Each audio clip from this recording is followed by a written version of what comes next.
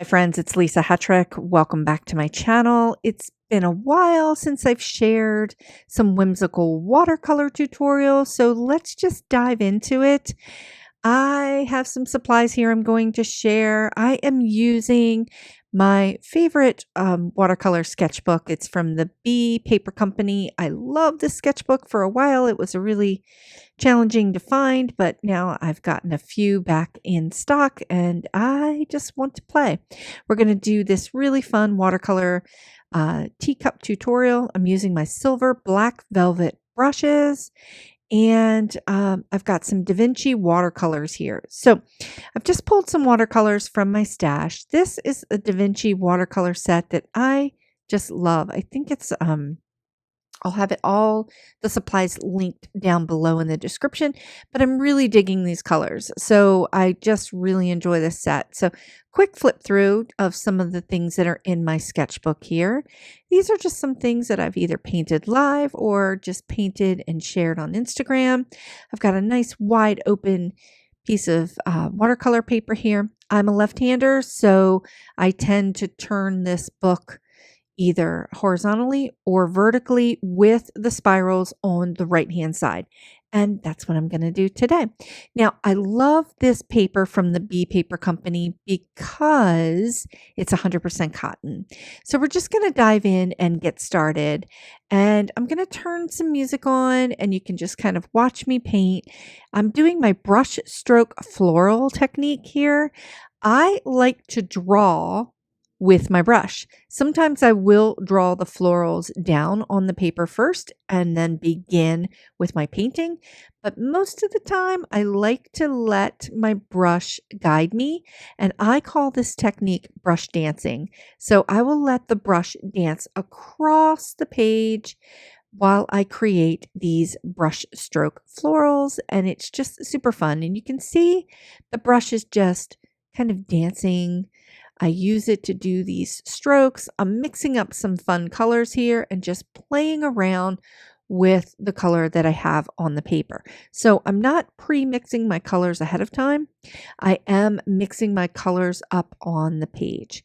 There's no pre-planning here. I'm just kind of going with it. So you can see with these brushstroke florals, I kind of put in an anchor point in the center, and then I just start to use my belly of the brush and brush stroke out to create the petals of the flower. Now, I love this technique. I'm using predominantly a wet into dry technique.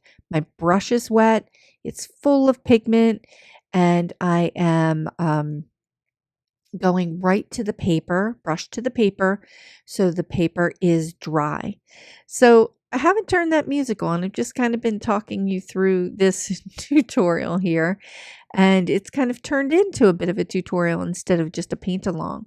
So again, I'm using my brush here to create the vessel, the teacup, for these florals. And I'm really just doing the same technique. My brush is wet, there's lots of pigment, and I'm just kind of sketching in what this teacup is going to look like.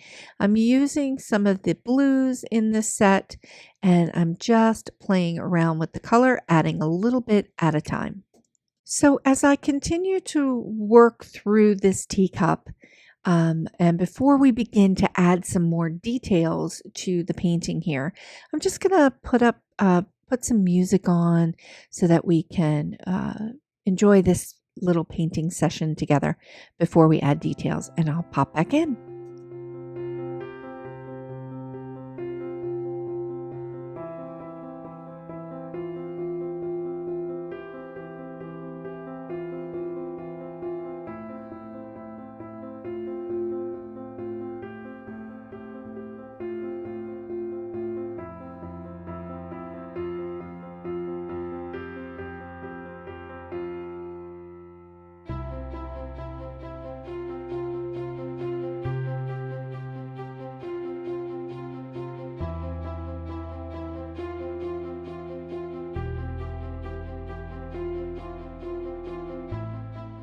Okay, so now I'm popping back in and we're going to move on to adding some details to the painting. And again, I am using the brush to add the details. Now, you could use markers, you could use all kinds of things to add a little bit more details. The painting is completely dry, so I've given it time to dry, and I am dipping my brush into the paint kind of at full strength. So I'm not watering down the watercolor, and I'm just using the very tip of the brush and following the brush strokes that I had already created and adding some details, some detailed line work to it. So you can see that I'm just wisping in some of the brush strokes here.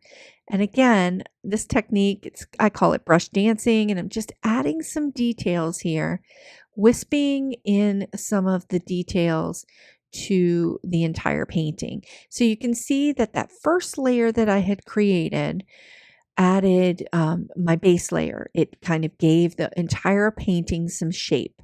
And now with going back in after it's dried, I'm just adding the details on top to bring a little bit more texture and dimension to the whole painting. And it's kind of starting to come to life now. And I'm really just kind of digging it the way it's looking.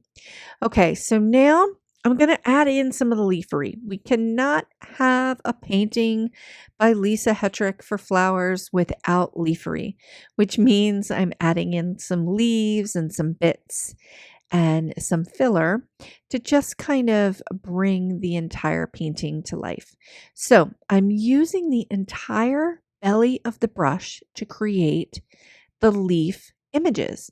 So you can see that I will start from the very tip of the brush, bend the brush, the whole belly of the brush down, and create that oval-like shape that gives me the look of the leaves that I'm trying to create. And this is really fun because depending upon the size of the brush that you have, you can get all different kinds of sizes of your leaves and your filler images. You can see I'm just using the tip of the brush here to add in just little dots, little filler pieces that are coming out of the florals.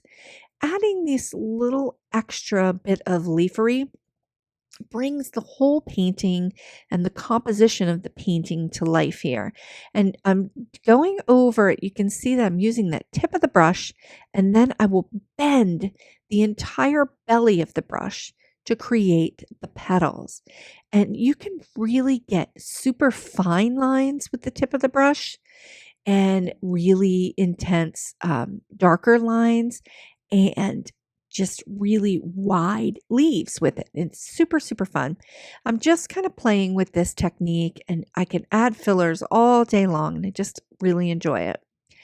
Okay, so now I'm going to add some finishing touches. The entire painting is dry, and I'm going in over top of the flowers again using that same technique that I used, that wispy technique that I used when I was creating the petals, when I was going in over top of the petals. But now I'm going in with some darker paint, some darker watercolor, just to add a little bit more dimension to the painting. So you can see how it's come to life with just adding a little bit of color, layering and glazing that color on top. I'm really loving the way this came out. I hope that you kind of enjoyed this super fun watercolor teacup floral, and I would love to see you in my online classroom at craftyourjoy.com. I have a lot of online classes to share, and you can use code craftyourjoy for $5 off any of my classes in my classroom. Thanks so much for watching. Please consider sharing the joy by liking this video and subscribing to this channel.